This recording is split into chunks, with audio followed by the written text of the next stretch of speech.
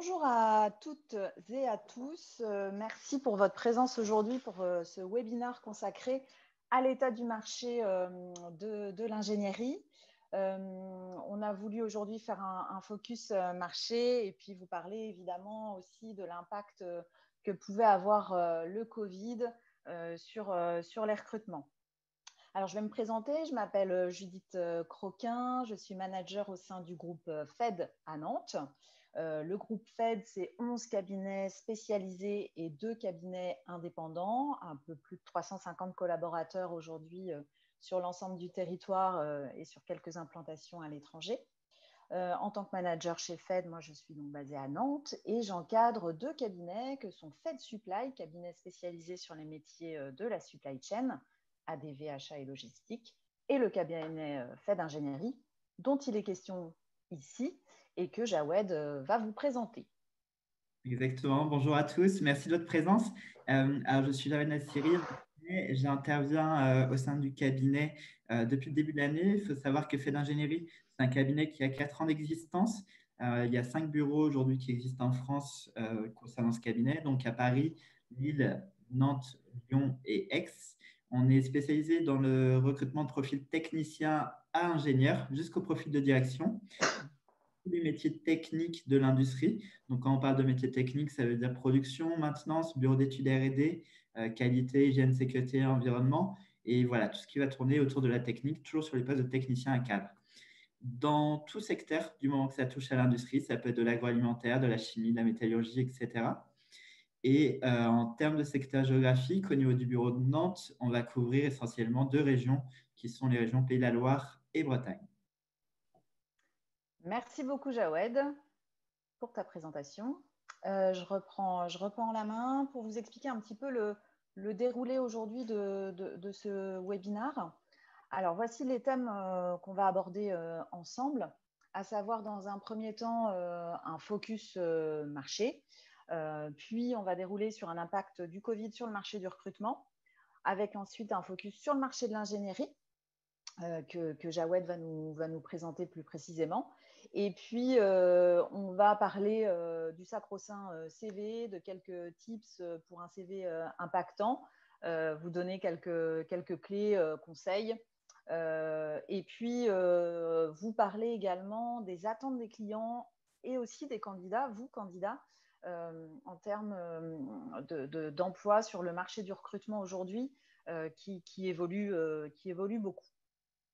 Donc voilà pour le sommaire. Ce qu'on vous propose, c'est de répondre à vos questions plutôt à la fin de la présentation, dans un souci de meilleure organisation. Mais n'hésitez pas à poser vos questions au fur et à mesure du webinaire. On les compilera et on essaiera de répondre en fonction du nombre de questions à toutes si on peut. En tout cas, plutôt à la fin du webinaire. Sauf si, Jawed, tu vois aussi quelques questions en lien avec ce qu'on est en train d'évoquer, n'hésite pas à m'interrompre et à peut-être citer la question. Et puis bon, pour précision, comme on vous l'a dit, Jawed et moi-même, nous sommes basés à Nantes, donc on est très présents sur les Pays de la Loire et la Bretagne. Donc parfois, on a une vision un petit peu plus locale du marché, mais voilà, on a essayé en tout cas d'avoir une vision la plus nationale possible. Alors, on va commencer avec ce focus sur le marché de l'emploi en France aujourd'hui. Alors, je suis désolée, je vais commencer à être un peu plombante vu le contexte, mais on va voir qu'il y a pas mal aussi de choses positives. Le marché de l'emploi en France aujourd'hui, c'est un taux de chômage en hausse, malgré certains chiffres qui ont pu être trompeurs pendant la période du confinement, parce que les personnes sans emploi avaient un peu interrompu leurs recherches. On a l'INSEE qui nous a annoncé là, début octobre que le taux de chômage pourrait atteindre les 9,7% à la fin de l'année, soit 1,6 plus que l'année dernière à la même époque. Donc on est dans une situation économique bien qui est en récession, avec un recul du PIB de 9%, des investissements en recul de 10%, ce qui donne un coup d'arrêt un peu brutal à la dynamique du marché de l'emploi et qui peut plomber tout ça. Dans ce contexte, les TPE et les PME sont particulièrement touchés. On a voulu ensuite faire un petit focus sur le poids qu'avait le marché de l'industrie en France, puisque c'est le domaine dans lequel on intervient chez Fiat Ingénierie. Et le marché de l'ingénierie en France, c'est 274 millions d'euros en valeur ajoutée, 12,3% du PIB marchand. Et comme vous pouvez là le constater, c'est 3 115 000 emplois directs et 4 500 000 emplois indirects, ce qui représente 260 000 entreprises en France. Et sur ces 260 000 entreprises, eh bien, on a 90% de TPE et de PME, ce qui explique que cette typologie d'entreprise est plus particulièrement touchée. Jawed nous en dira un petit peu plus tout à l'heure. Bon, j'espère que tout le monde suit bien. N'hésitez pas à retranscrire vos questions. Alors, dans ce contexte de marché, on a un marché d'emploi des ingénieurs et techniciens qui tire quand même un petit peu son épingle du jeu. On le verra plus précisément tout à l'heure avec Jawed, puisqu'on a toujours des emplois très spécifiques et pour certains très pénuriques et qui restent pénuriques malgré ce constat marché qui les rend toujours actifs, et pour certains postes, on a plus d'offres que de postulants. Alors, dans cette dynamique un peu morose, on a aussi quand même la perspective du plan de relance de 100 milliards d'euros qui a été mis en place par le gouvernement. Donc, afin de soutenir et de relancer l'économie, le gouvernement français a mis en place un plan de relance autour de 3 axes principaux que sont l'écologie, la compétitivité et la cohésion. Donc, la mise en place des prêts garantis par l'exécutif, le dispositif de chômage partiel, le report des charges sociales, ça, ce sont autant de mesures qui vont venir soutenir l'économie. À date, ceci dit, il est évidemment trop tôt pour se rendre compte de l'impact positif que pourront avoir ces mesures. Donc voilà pour le contexte un peu global du marché de l'emploi aujourd'hui en France.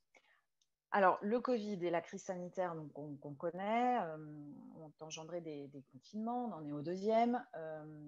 Alors, quel impact ce Covid sur le marché du recrutement?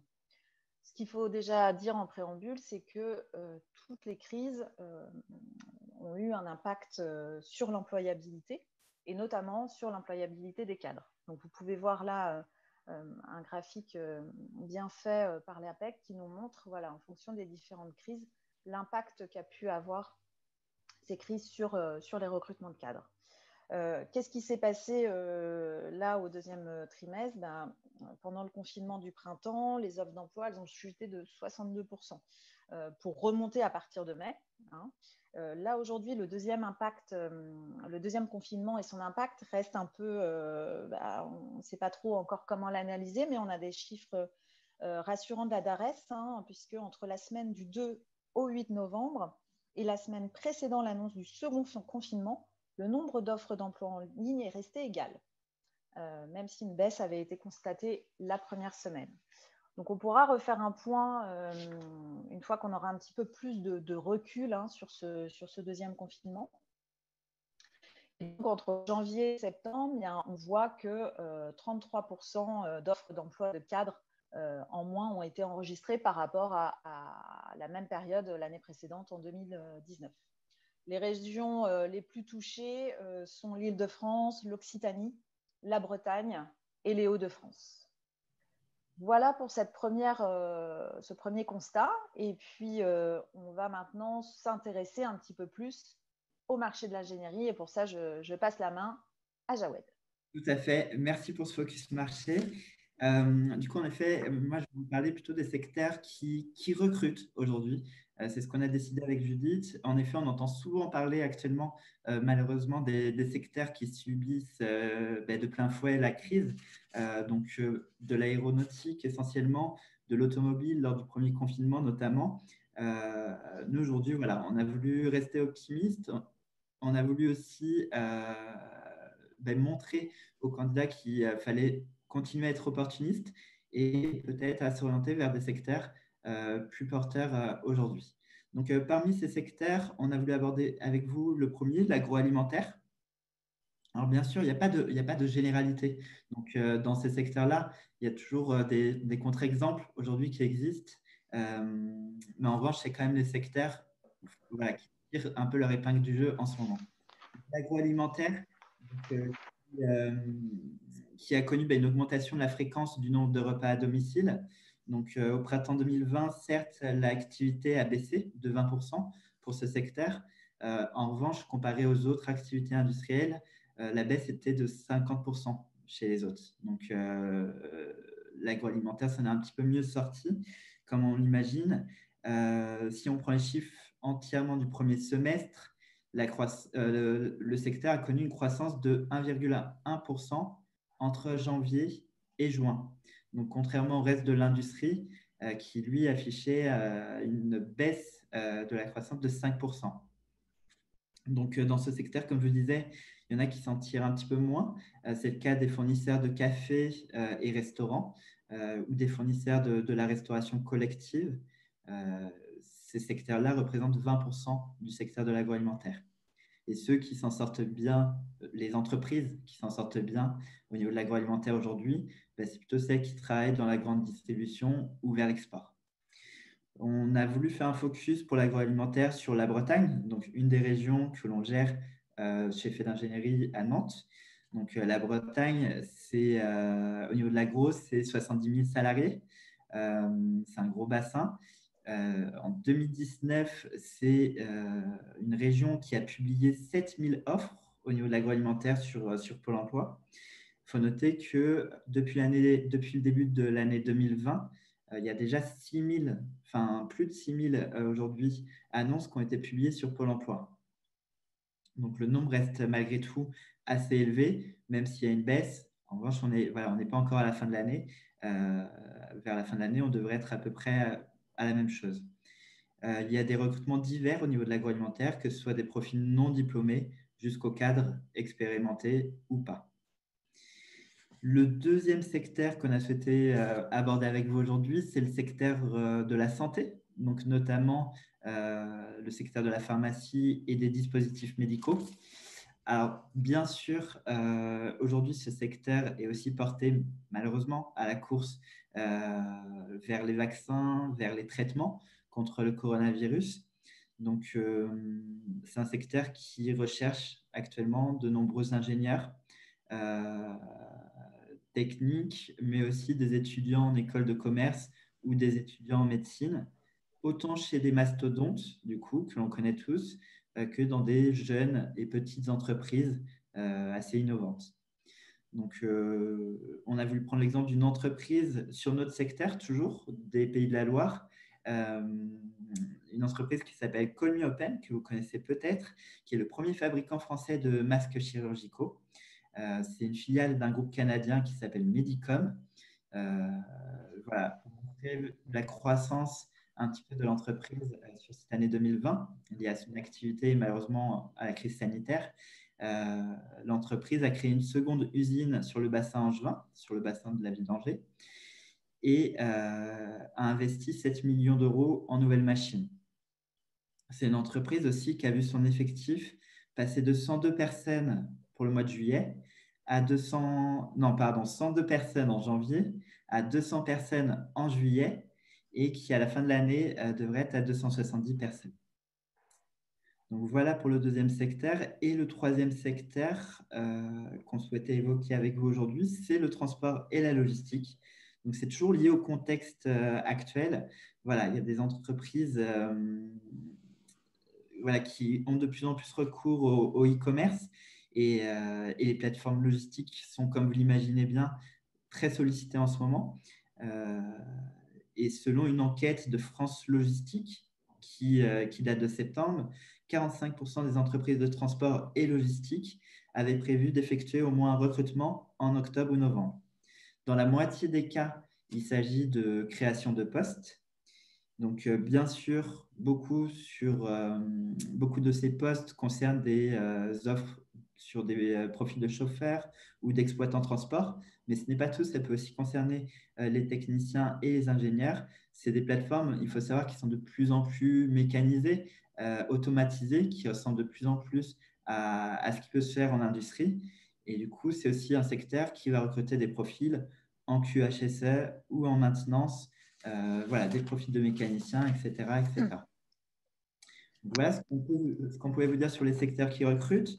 Ok, merci Jawed. Je me permets juste de t'interrompre parce qu'on a une question intéressante et qui est en lien en fait avec ce que tu nous dis aujourd'hui. Une question de Benoît qui nous demande pour les secteurs que vous présentez, comment faire pour y rentrer car ces secteurs sont assez réglementés et demandent des qualifications que les industriels lambda ne possèdent pas.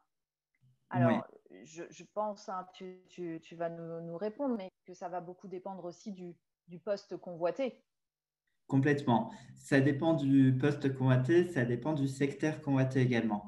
C'est vrai qu'il existe des passerelles entre certains secteurs quand il en existe moins dans d'autres. Je pense par exemple à l'industrie hors agro vers l'industrie agro. C'est vrai qu'aujourd'hui, on Oui. a sur des offres, par exemple, de responsable qualité, beaucoup de candidats en qualité qui viennent d'autres secteurs.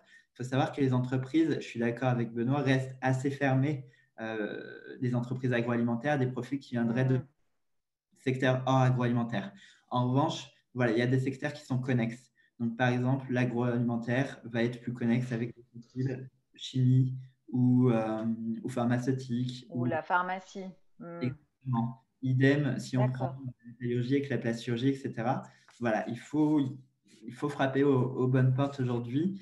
Et c'est vrai que voilà, les entreprises restent quand même assez frileuses par rapport à l'ouverture. À aller dans d'autres secteurs.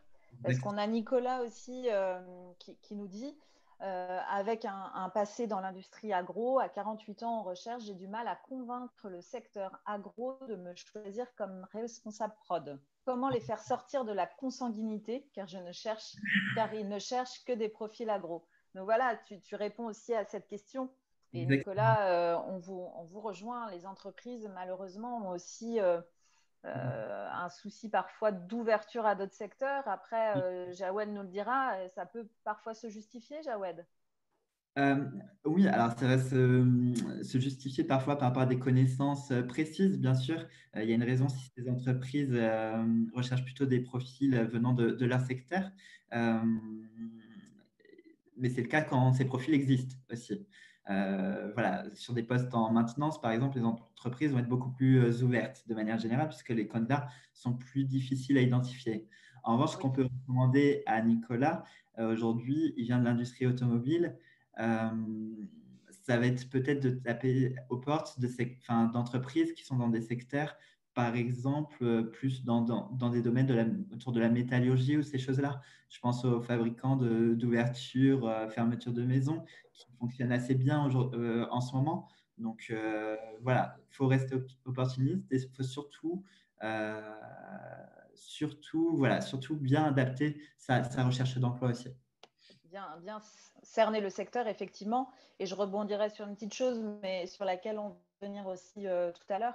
Mettre en avant, au-delà de ses compétences techniques, ses soft skills aussi, hein, pour réussir à se vendre et à convaincre l'industrie dans laquelle vous postulez que si vous avez des compétences transposables, et ça va aussi passer par les soft skills. Mais on y On y reviendra tout à l'heure. Alors, il y a Euh, on va poursuivre du coup sur. Alors, juste simplement pour terminer sur ces secteurs, c'est vrai que le premier confinement a eu un réel impact sur l'industrie. Il y en a beaucoup qui ont arrêté de produire.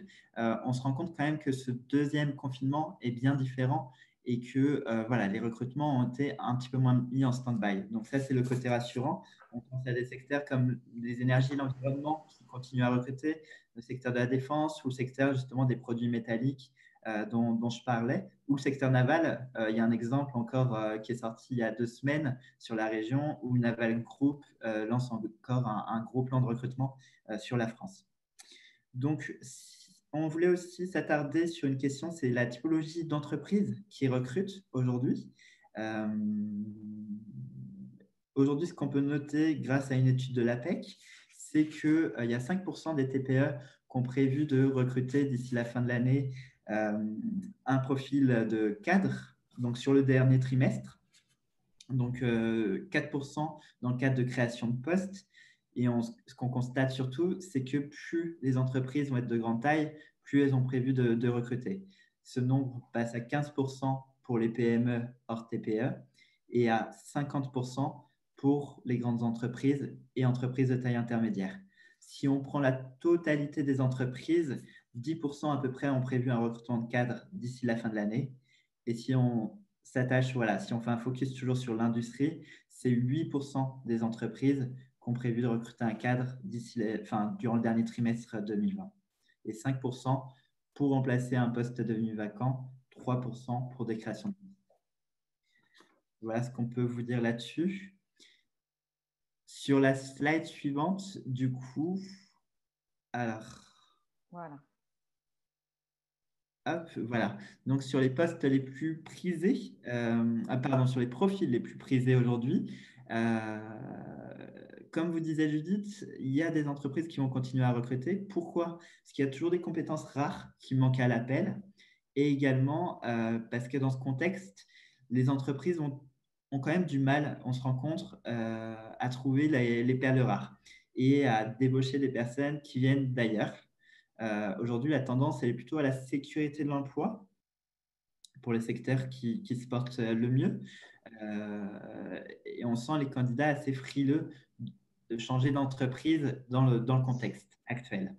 Il y a des secteurs, en revanche, bien sûr, où les personnes craignent un petit peu plus pour leur poste. Donc là, on a beaucoup de candidats venant de ces secteurs-là, mais ce n'est pas le cas de tous les secteurs. Les profils qui sont le plus recrutés actuellement, selon l'APEC toujours, c'est les profils de commerciaux et d'informatique. Donc, on ne va pas rentrer dans… on comprend pourquoi, mais on ne va pas rentrer dans ce sujet. Ce n'est pas l'idée aujourd'hui. Si on prend plutôt les profils en ingénierie, donc c'est les profils en études ou recherche qui sont assez sollicités actuellement. Les entreprises, en effet, anticipent la reprise économique. Et pour cela, ils vont recruter des ingénieurs méthode, des ingénieurs industrialisation, des ingénieurs process, des ingénieurs études. Je visais une question tout à l'heure par rapport au poste de destinataire également. Oui. On trouve quand même de plus en plus d'offres. On sent que voilà, les entreprises anticipent quand même la reprise aujourd'hui, ce qui est plutôt rassurant. Il y a également des profils en production industrielle et travaux qui sont recherchés. En effet, nous, chez Fait d'Ingénierie, c'est une chose qu'on constate. On a pas mal de postes de chef d'équipe actuellement. On a peu de postes en top management actuellement, mais en middle management, on constate que voilà, ils sont assez recherchés actuellement. Et enfin, les services techniques. Donc, tout à l'heure, je parlais de maintenance. En effet, sur des postes, par exemple, de responsable maintenance ou, ou responsable technique, on continue de recruter actuellement. Si on prend les postes de technicien, l'un des postes les plus recherchés en France, c'est ce fameux poste de technicien de maintenance que toutes les entreprises convoitent en effet. Mais on recrute également des destinataires en électricité, des techniciens en électronique, des techniciens SAV. Là, actuellement, si vous allez sur notre site fait d'ingénierie, vous verrez pas mal d'offres de techniciens SAV à l'heure actuelle et de dessinateurs projeteurs, mais plutôt avec des spécialisations. Donc, on va plutôt que rechercher des dessinateurs projeteurs mécaniques, ceux qui sont assez compliqués à trouver en ce moment, ça va être plutôt les dessinateurs projeteurs ou dessinateurs projeteurs en sécurité incendie. Voilà, des profils assez spécifiques. Voilà ce que je pouvais vous dire sur ce focus concernant Merci beaucoup, Jawed, pour toutes ces informations. On a voulu ensuite vous parler un petit peu outils et de notre retour d'expérience en matière notamment de CV. C'est vrai que les candidats qu'on rencontre en entretien, quel que soit leur niveau de poste, leur niveau d'expérience, ont toujours beaucoup de questions sur le CV. Alors, en préambule, hein, moi, je vais vous donner quelques conseils, quelques ressentis. Maintenant, il n'y a pas de vérité absolue sur le CV. Et ce que je dis souvent à mes candidats, c'est qu'avant tout, il faut aussi se sentir à l'aise avec son CV et parfois essayer plusieurs choses et voir ce qui fonctionne le mieux. En tout cas, il y a quelques vérités quand même, globales et générales, et notamment de soigner la forme. Ça semble un peu évident, mais avant toute chose, avant même d'évoquer le fond, je pense qu'il faut s'assurer que son CV soit lisible, clair, idéalement sur une page. Maintenant, évidemment, quand on a 15, 20 ans d'expérience, qu'on a fait plusieurs sociétés, on ne va pas tout remettre en rikiki et que ce soit non lisible. Donc, le 2 pages est totalement accepté également. En tout cas, il faut éviter les modèles, à mon sens, trop standards, et opter plutôt pour un CV homemade qui va plus refléter aussi une partie de votre personnalité, qui montrera aussi que vous y avez mis du temps, de l'engagement, et ça peut aussi révéler un certain niveau d'expertise sur l'outil utilisé, Word, PowerPoint ou autre, pour mettre en place votre CV. Aujourd'hui, vous êtes un public plutôt de techniciens et d'experts. Donc, votre CV, il doit rester sobre. On n'est pas dans une population marketing qui doit aussi se démarquer par quelque chose de très original. Rester sobre. Évitons les couleurs trop criardes qui ne passent pas à l'écran ou qui ne passent pas à l'impression aussi. Voilà, ces petites choses-là, il faut aussi se mettre à la place du recruteur qui va lire votre CV. Par compétence ou par expérience, c'est souvent la question aussi qui est posée. Moi, je pense que ça va surtout dépendre de votre expertise et du nombre d'entreprises dans lesquelles vous êtes passé. Effectivement, s'il y a eu beaucoup d'expérience, le CV par compétence peut plus se justifier, sera plus lisible. Maintenant, quand on passe sur un CV par compétence, il faut aussi être sur des compétences réellement acquises et maîtrisées. Donc, attention. Après, le CV par expérience, c'est-à-dire plutôt historique chronologique, a l'avantage de donner un parcours et d'être très lisible pour le recruteur. Ensuite, une fois cette forme bien soignée, il faut structurer son CV et être précis. C'est-à-dire qu'il faut que le recruteur comprenne rapidement ce que vous cherchez, et une certaine cohérence doit apparaître dans votre CV. Il est nécessaire de trier les informations pour ne garder que celles qui sont vraiment en lien avec le poste convoité. Idem pour les diplômes, c'est-à-dire que ça ne sert à rien de remonter jusqu'au BEPC. A priori, ça ne va pas nous apporter grand-chose sur le poste. Donc vraiment, voyez sur les diplômes vraiment importants, acquis aussi, ou s'ils ne sont pas acquis, de les préciser, qui vont être en lien avec le poste.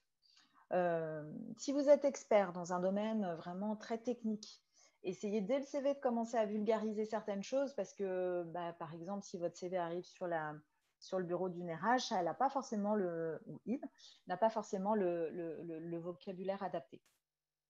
Donc, clair, concise, synthétique, ne détaillez uniquement que les compétences et les expériences qui apportent du poids à votre candidature. Il ne faut pas brouiller trop les pistes.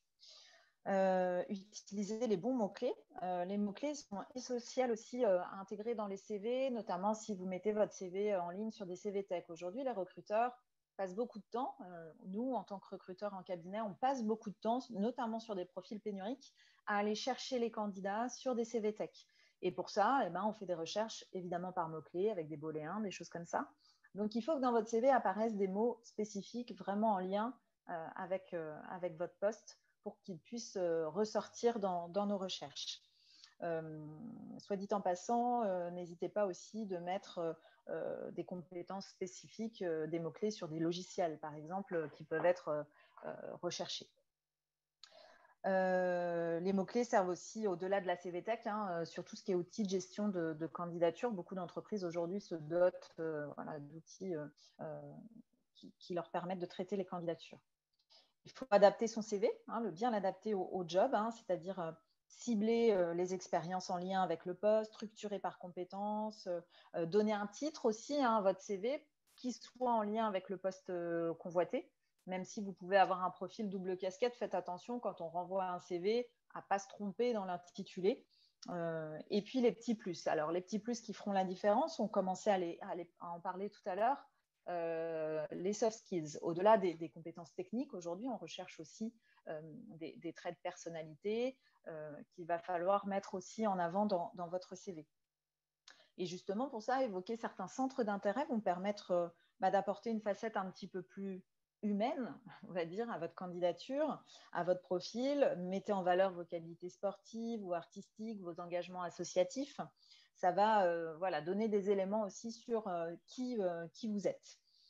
Au-delà de ces soft skills, mettez aussi des choses assez factuelles et chiffrées dans votre candidature, des résultats concrets, des notions sur les secteurs d'entreprise dans lesquels vous êtes passé, la taille de l'entreprise dans laquelle vous avez travaillé. Tout ça sont des éléments qui vont permettre aux recruteurs de savoir clairement d'où vous venez, dans quelle typologie d'entreprise vous êtes passé. Et puis, on pourra aussi se poser la question de la photo. Ça, c'est toujours, est-ce que je mets une photo? Est-ce que je ne mets pas de photo? Alors, si vous faites le choix de mettre une photo, mettez une photo très professionnelle, c'est-à-dire vraiment dans un cadre neutre, c'est-à-dire pas une photo découpée dans un environnement extérieur où on est sous son bon profil, certes, mais qui ne va pas correspondre vraiment au code professionnel.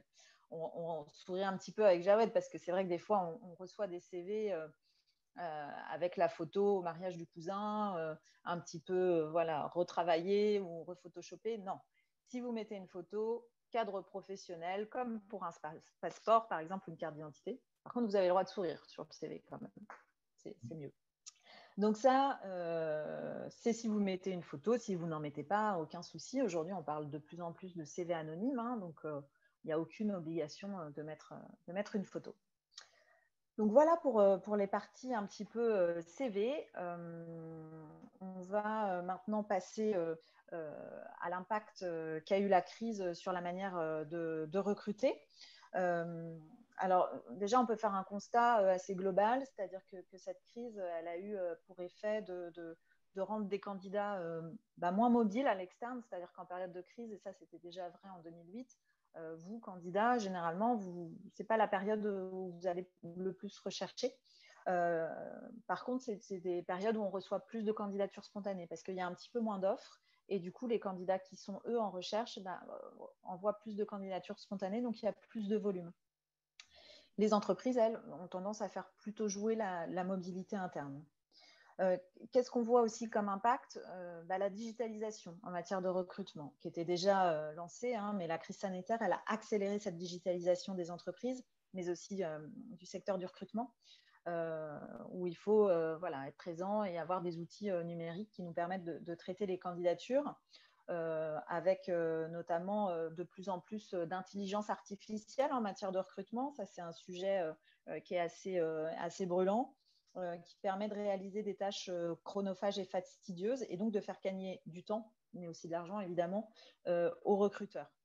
Donc l'APEC nous dit que ce gain de temps concernerait aussi les candidats pour lesquels l'IA permet une information plus accessible et des canaux de recrutement simplifiés. On n'a pas le temps aujourd'hui de développer beaucoup plus ce sujet, mais en tout cas, c'est une tendance qui va effectivement s'accélérer. On peut constater aussi dans cette digitalisation des recrutements l'impact que peuvent avoir les outils d'aide à la décision qui sont de plus en plus utilisés, notamment pour valider les fameuses soft skills dont on parlait tout à l'heure. Je vais vous citer l'exemple de la société Assess First dont on entend pas mal parler, notamment sur les réseaux, parce que c'est une société qui est passée en 100% remote, c'est-à-dire ils n'ont plus du tout de bureau, tout se fait à distance. Et donc Assess First propose en fait des modèles prédictifs pour évaluer l'adéquation d'un candidat avec un poste et la structure pour laquelle il postule. Donc c'est un outil qu'on connaît bien parce qu'on l'utilise chez Fed. Donc tous ces outils digitaux vont devenir de plus en plus importants dans la manière de recruter. Évidemment, la crise sanitaire, elle a eu pour impact de lancer les entretiens visio quasiment systématiquement. Aujourd'hui, je pense que si vous êtes en recherche, vous avez tous eu un entretien en visio. Donc la visio, elle a l'avantage peut-être de procurer moins de stress parce que je n'ai pas à aller me garer. A priori, je ne suis pas en retard quand je me lance. Je suis dans un environnement connu, favorable. Je peux avoir mes petites anti-sèches. Donc ça, c'est plutôt positif. Maintenant, il ne faut pas oublier qu'un entretien visio, c'est comme un entretien classique. Il faut se mettre en situation. Donc, pareil, environnement neutre, au calme, où je suis sûre de ne pas être dérangée, ponctuel, avec la tenue appropriée par rapport au poste convoité. Voilà, tout ce que vous feriez en présentiel, il faut le faire aussi en distanciel. Donc ça, c'est important de bien s'y préparer. Testez aussi votre connexion, vos outils, pour être sûr que tout est OK au moment où vous lancez votre entretien. Et enfin, moi, je voulais, avec Jawed, qu'on termine sur les attentes des entreprises. Ça, c'est des questions aussi qui nous sont régulièrement posées en entretien, qu'attend le recruteur, mais aussi faire un focus sur les attentes des candidats qui ont évolué. On s'en rend bien compte ces dernières années. Personnellement, j'ai commencé dans le recrutement en 2007 et c'est vrai que on se rend compte d'une vraie évolution des attentes que peuvent avoir nos candidats. Alors, sur les attentes des entreprises, on le disait tout à l'heure, c'est des soft skills. Au-delà des compétences, évidemment, pour un poste, l'entreprise cherche une personnalité, cherche une capacité à communiquer, un esprit critique, un certain leadership, du positivisme, l'esprit d'équipe et critique, le professionnalisme, la flexibilité, d'autant plus actuellement. On est dans une situation inédite où il a fallu beaucoup se réinventer, s'adapter, travailler à la maison. Pour certains, ce n'était pas du tout quelque chose de commun. Donc, aujourd'hui, il faut, voilà, ce mot est très utilisé, il faut être agile. Et c'est vrai que les entreprises recherchent chez leurs candidats une certaine flexibilité, agilité à pouvoir réagir à des situations complexe. Côté candidat, ce qui peut avoir changé notamment, c'est l'attente en termes de valeur vis-à-vis de l'entreprise dans laquelle ils vont postuler. Il faut que l'entreprise, de plus en plus, c'est des questions que les candidats se posent, d'être en phase avec leurs valeurs, que l'entreprise ait un impact social, par exemple, d'autant plus avec les confinements où on voit que beaucoup se sont recentrés, reposés des questions et c'est vraiment des attentes. Nous, on le voit en entretien, des candidats qui ne veulent pas aller dans certains secteurs d'activité qui, à leur sens, ne répondent pas à leurs valeurs. Les candidats attendent aussi de l'entreprise de la flexibilité, de la souplesse. On parlait de télétravail, ça c'est quelque chose qui est de plus en plus demandé. De la transparence aussi vis-à-vis des process de recrutement. C'est vrai qu'aujourd'hui, un candidat, il veut savoir quel est le process, en combien de temps il aura une réponse, et il est tout à fait dans son droit. Nous, en tant que cabinet, on passe beaucoup de temps d'ailleurs à éduquer un petit peu nos clients pour leur demander des process transparents et des engagements en termes de délai. Des outils digitaux performants aussi. Aujourd'hui, on l'a vu avec toute la digitalisation en matière de recrutement, mais aussi en matière d'emploi, il faut que l'entreprise soit dotée des bons outils. Et donc donner du sens au travail et un travail qui a du sens. Voilà, ce sont vraiment les points aujourd'hui les plus importants qu'on peut voir. Je crois que je n'oublie rien sur cette partie-là. Si juste un petit chiffre, notamment concernant les soft skills. Selon Hello Work, donc Hello Work, c'est l'entreprise qui détient notamment Région Job. Ils ont fait récemment une étude et 96% des recruteurs estiment que les soft skills sont importants. Voilà. Écoutez, je crois qu'on est arrivé à peu près à la fin de cette présentation. Tout à fait. Je vous remercie pour votre attention. On va regarder un petit peu les questions. Jawed, est-ce que tu as noté quelques… J'ai commencé à sélectionner des questions. J'ai commencé à vous répondre aussi un petit peu directement. Parce que c'est vrai que des personnes nous posent des questions sur leur cas personnel. Dans ce cas, ce que je vous invite à faire, c'est plutôt de bien noter notre adresse mail, de nous envoyer vos questions par mail et on vous rappellera. Il y a une question de Romain, du coup, qui est plutôt dans le domaine du bureau d'études, donc en conception.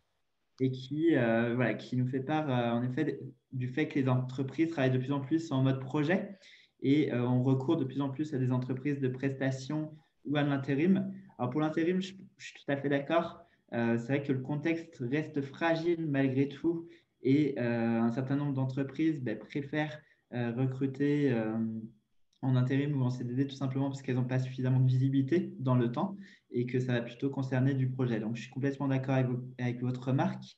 On a Florent aussi qui nous posait des questions sur les stages, formations, certifications à obtenir en fonction des domaines. Alors, voilà, comme l'indique la question, ça va vraiment être en fonction des domaines. Et du coup, ce que je vous invite à faire, c'est de nous contacter, nous demander éventuellement quel domaine pourrait vous intéresser. Et là, à ce moment-là, on pourra vous faire une réponse précise en fonction du secteur dont vous parlez. On avait une question aussi alors de Mariam sur le CV qui nous demandait si on n'avait pas un CV percutant à vous montrer. Ce qu'on peut vous Ah, proposer, Mariam, c'est de nous transmettre votre CV hmm. éventuellement. Et Et on fera un retour. C'est vrai qu'on n'a pas voulu faire de modèle parce que c'est ce que je vous disais aussi en préambule, c'est-à-dire que il faut pas le CV doit pas être formaté. Voilà, on donne des conseils, on donne voilà, il y a des choses à savoir sur comment construire son CV. Après, le CV doit vous ressembler aussi et il n'y a pas un CV qui ressemble à un autre. Il n'y en a pas forcément un qui est meilleur qu'un autre. Après, le CV, il faut aussi garder en tête qu'il est là pour décrocher l'entretien et là, pouvoir vous vendre et mettre en œuvre toutes vos capacités à convaincre le recruteur, à lui montrer que vous avez tous les traits de personnalité qui vont aussi avec le poste et l'entreprise. Vraiment, gardez ça en tête, le CV, il est là pour déclencher un appel, en fait, pour déclencher l'appel du recruteur. complètement. Ok, on a une question d'Alice aussi sur l'état actuel du recrutement pour les jeunes diplômés. Comment se démarquer en tant que jeune diplômé par rapport à des profils plus expérimentés. Alors, ça, c'est un sujet très intéressant, Alice, et qu'on connaît aussi bien chez Fed, puisqu'on recrute à tout niveau d'expérience, qu'on a l'habitude aussi de suivre des étudiants ou d'intervenir auprès de certains établissements. Alors, je ne vais pas vous mentir, hein, l'état actuel du marché, il est compliqué hein, pour les jeunes diplômés, il est compliqué pour tout le monde, mais je pense que il prendra juste un petit peu plus de temps pour vous à trouver le premier emploi. Comment se démarquer? Eh bien, justement, avec un CV très travaillé, avec des candidatures bien ciblées et avec de l'entraînement pour les entretiens, accentuer aussi sur votre soft skills, toujours. Voilà, la différence, elle peut se faire là au moment de la rencontre, au moment de l'échange que vous allez avoir avec le recruteur. Est-ce qu'on a d'autres On a une question de Chloé aussi intéressante sur quelle place pour les cabinets de recrutement dans ce contexte. Quel avantage à passer par un cabinet spécialisé? Alors, la place des cabinets de recrutement aujourd'hui dans ce contexte, elle peut être. On peut aussi tirer notre épingle du jeu. Comment? Parce que, comme je vous le disais tout à l'heure, dans un marché compliqué en crise, on a forcément plus de postulants, plus de monde sur le marché, ce qui veut dire aussi un afflux de candidatures pour un poste beaucoup plus important. Nous, on en fait l'expérience. Hein, avec Jawed sur nos recrutements, de voir beaucoup de candidatures, mais qui ne sont pas toujours en phase avec le profil recherché. Donc, pour l'entreprise, il y a tout intérêt à passer par un cabinet de recrutement qui va pouvoir aussi lui faire la sélection en amont, parce qu'il faut savoir que la gestion des candidatures est évidemment très chronophage. Et passer par un cabinet spécialisé, c'est gage de trouver des candidats qui sont dans le secteur d'activité recherché et sur la technicité recherchée dans le profil. Ça, c'est vrai pour les clients, mais c'est vrai aussi pour vous, candidats. Candidater dans un cabinet de recrutement spécialisé, c'est être sûr qu'on va parler le même langage. Est-ce que Jawed, tu as d'autres questions? Je pense qu'on va avoir du mal à répondre à vraiment toutes les Oui, questions parce que je vois qu'on en a eu beaucoup et on vous remercie beaucoup pour ça d'ailleurs. complètement. Il y a beaucoup de questions. Il y a des questions encore, enfin, les questions qui reviennent beaucoup, c'est en effet sur le lien entre les secteurs. Il y a Frédéric qui nous dit qu'il est dans le domaine des ascenseurs et qui nous demande, enfin voilà, qui a un peu de difficulté à sortir de ce domaine. Ce qu'on pourrait lui répondre, c'est qu'actuellement, par exemple, on recrute, nous, pour le domaine des chariots élévateurs énormément, et c'est des profils d'ascensoristes, notamment, qui sont demandés. Donc, il existe quand même des passerelles. N'hésitez pas à vous renseigner aussi auprès de nous, auprès des cabinets. C'est aussi ce qu'on peut apporter aux candidats, cette partie conseil. D'accord. Alexandre me demande s'il pourra avoir les slides. Je pense que c'est tout à fait possible. On verra ça après nous avec notre service marketing si on peut vous l'envoyer. Je vous invite dans ce cas-là à nous envoyer un mail. Vous avez nos emails là sur la fin de la présentation. à Jawed et moi-même.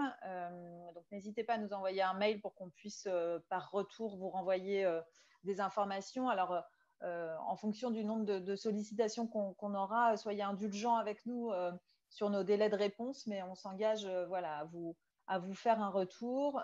N'hésitez pas aussi à nous solliciter sur les réseaux. On a Christophe qui nous demande quand est-ce qu'on vient sur Bordeaux. Jawed, est-ce que c'est dans tes plans? Je disais cette question également. Alors, Christophe, sachez qu'on a déjà un bureau qui existe à Bordeaux où sont représentées certaines divisions du groupe, donc notamment Fed Supply et Fed Finance, je dis si je ne me trompe pas. Oui, tout à fait. Et concernant Fed Ingénierie, alors on recrute déjà pour la région. l'Ouest, du coup, notamment par mon biais. Voilà, on n'a pas de consultant fait d'ingénierie au niveau du bureau de Bordeaux, Sur mais en place. revanche, aujourd'hui, on gère déjà des postes en Nouvelle-Aquitaine et ils sont gérés de Nantes directement, donc par moi et ma collègue Manon. Donc, pas encore de présence d'un consultant fait d'ingénierie sur Bordeaux. Je dis pas encore. Hein, on y réfléchit. Ensuite, tac, tac. Quel type de tâches chronophages? Ah oui, Alexandre, je parlais en fait du nombre de candidatures reçues, traiter toutes les candidatures, ouvrir tous les CV. Ça prend beaucoup de temps. Et en fait, l'entreprise, souvent, quand elle fait le choix de passer par un cabinet de recrutement, et notamment un cabinet de recrutement spécialisé tel que fait d'ingénierie, c'est aussi pour gagner du temps, pour être efficace et identifier rapidement les bonnes candidatures. Donc Maxime, voilà, j'ai répondu à la question. N'hésitez pas à nous renvoyer. Il y a Cédric qui nous pose une question. Doit-on relancer nos candidatures? Et si oui, comment, au bout de combien de temps? Alors déjà, la première question, doit-on relancer nos candidatures? Oui, vous devez.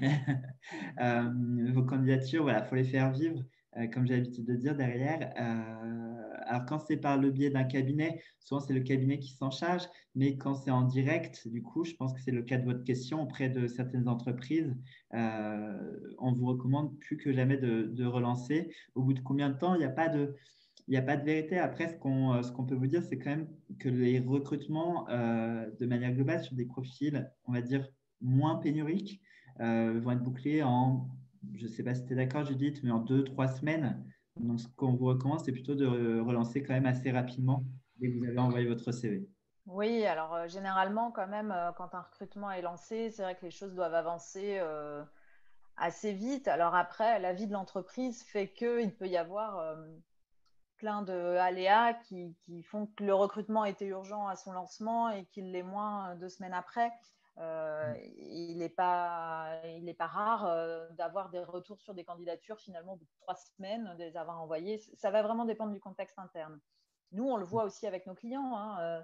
Certains sont très réactifs, d'autres pas. Ça peut dépendre de la personne avec qui vous travaillez, du secteur dans lequel vous recrutez, de la typologie d'entreprise, des projets dans lesquels elle est. Il y a plein de choses en fait qu'on ne voit pas en tant que candidat qui peuvent expliquer ces délais.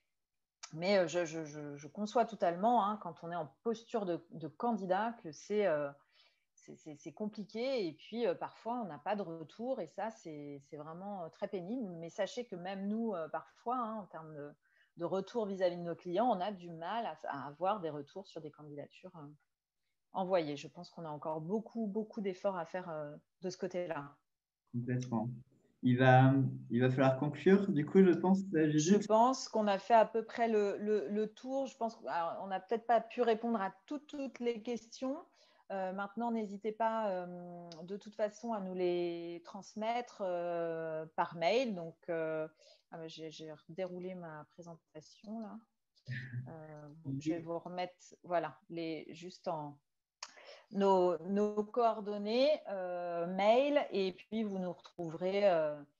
Jawed et moi-même sur LinkedIn également. Donc, n'hésitez pas à nous faire des demandes de mise en relation. On vous remercie beaucoup pour votre participation. Vous étiez nombreux aujourd'hui pour vos questions toutes très pertinentes. On espère avoir pu y répondre le plus clairement possible. Voilà, bah, merci à tous. Merci beaucoup. Merci Jawed, à très bientôt. Au À bientôt. revoir.